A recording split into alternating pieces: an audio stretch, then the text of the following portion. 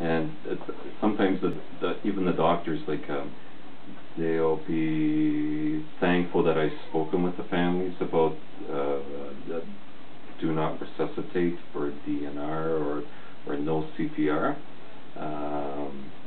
And most people, like families, they accept the fact that the person's dying, and they do not wish resuscitation. And there are many different reasons for this, why they accept it. It could be just maybe their past experience with other family members, or it's their culture, or I don't know what it is, but I try not to impose myself on the families or the patient.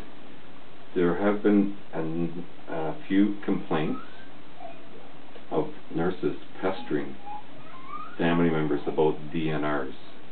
Is this person a DNR? You know, this is a very personal thing, and it's a very private thing, and it should be.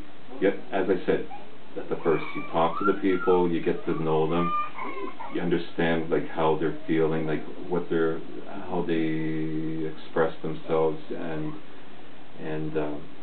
if you're too like a used car salesman or too pushy or something like that, it's sort of like doesn't give them a bad experience. Well, it could give them a bad experience, but very few people have good experiences in the hospital. But you want to make it as pleasant as possible.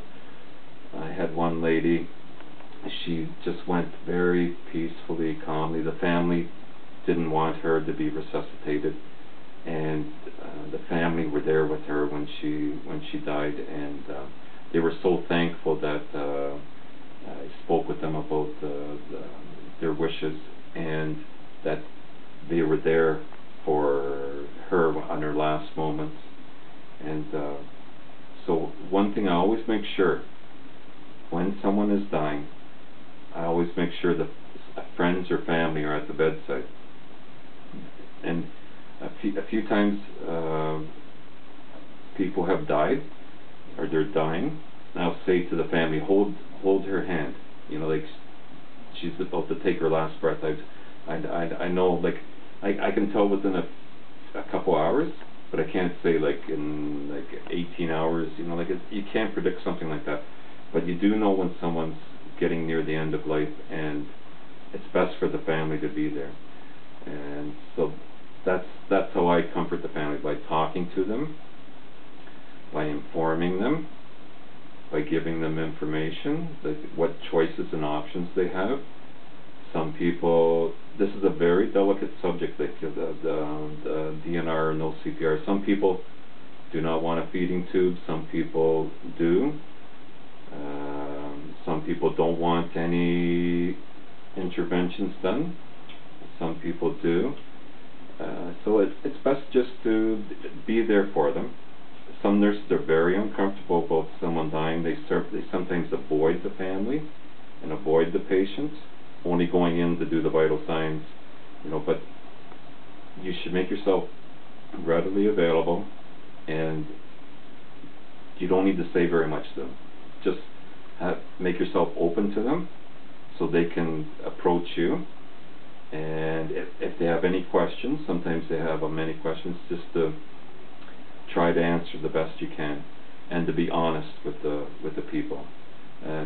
Many people don't know all the different processes involved with dying.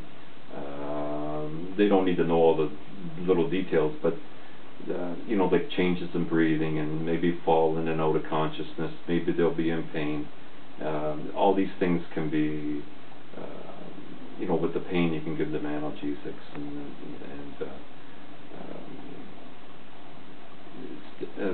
that's what I do.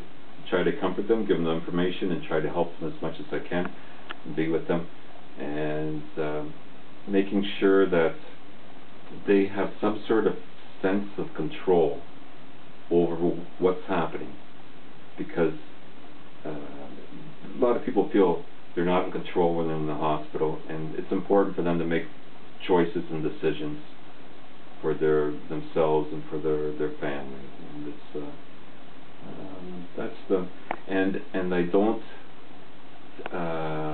take it too personally. Like I don't take things home with me. To have a little boy and a wife, so I don't tell them about, oh yeah, 2 of my patients died today. I don't bother with that. Death is part of a natural process which everyone will go through, and it's just you know, it's different for everyone. You know, and you can just do the best you can.